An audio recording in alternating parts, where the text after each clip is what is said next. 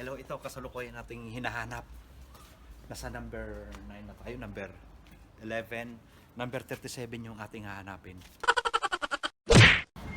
Hello mga kababayan! Kamusta kayo diyan? Ako ngayon ay naririto sa area ng aking tinitirhang lugar. Nandito ako sa Camden Town. Sa likod ko ay isang park. Sa gilid ay doon sa kabila na yun ay London Zoo. Alam nyo ba, ngayon ko lamang nalaman na ang ating pambansang bayani pala na si Jose Rizal ay minsan tumira sa lugar na ito. Kaya bilang isang Pilipino, ako ay natutuwa at nakaka-proud ng ating pambansang bayani pala ay minsang tumira dito sa aking kinalalagyan ngayon. Kaya halina kayo ating puntahan ang tirahan, ang minsang tinirhan ng ating pambansang bayani. Hello! Narito na ako ngayon sa Chalcot Crescent na kung saan may daladala akong address na kung saan tumira ang ating pambansang bayani. Number 37 Chalcot Crescent, Belsize Park. So hanapin natin ang number 37. Kaya ito isang pambihirang pagkakataon na malaman natin ang kanyang tinirhan kahit sa labas lamang. Kaya tayo na.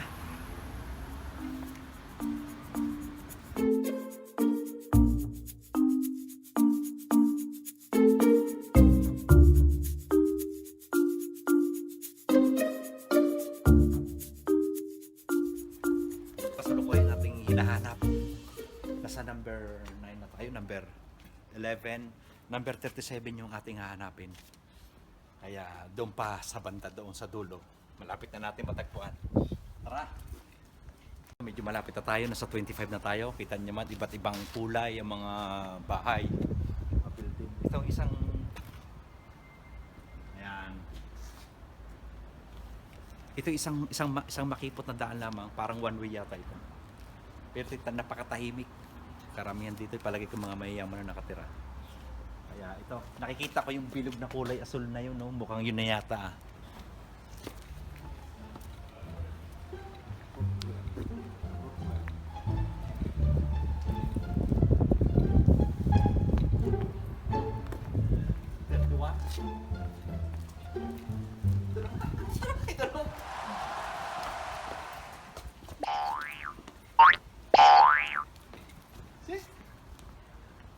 Itong bahay na ito, kung inyo makikita, meron nakasulat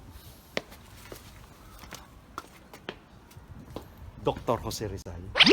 Ayan po, 1861-1896, writer and national hero of the Philippines. Ayan po, nakaka-proud. Sa loob ng mahigit 10 taon ko dito, ngayon ko lamang, ngayong araw ko natagpuan, ngayon ko lang ang araw nakita ng ating pambansang bayani pala ay minsang tumira sa bansang ito.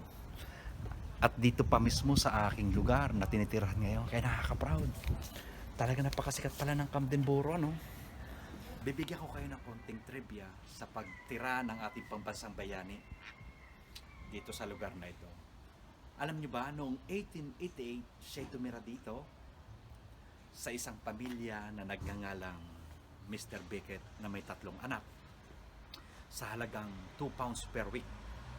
Biray mo, napakamura, no? Samantala ngayon, sa panahon natin ngayon, na pinakamurang renta ng tirahan dito ay 80 pounds per week. Pinakamura na yun.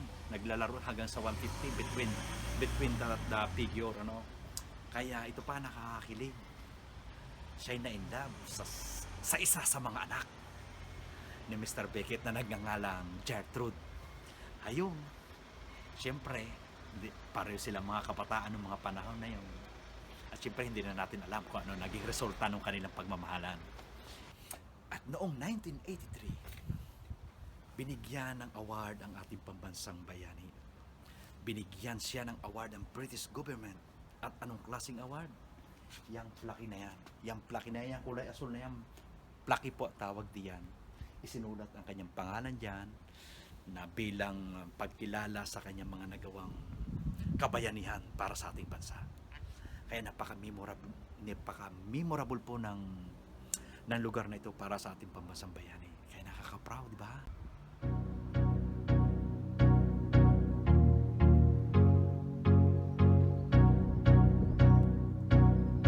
Babayan, ako'y magpapaalam na muna Hanggang dito na lang muna ang video ito. Ako'y may konting iiwanang katanungan sa inyo. Ano ang masasabi nyo sa ibinigay na karangalan ng British government sa ating pambansang bayani? Kaya huwag nyo kalimutan, like, share, and comment. Bye!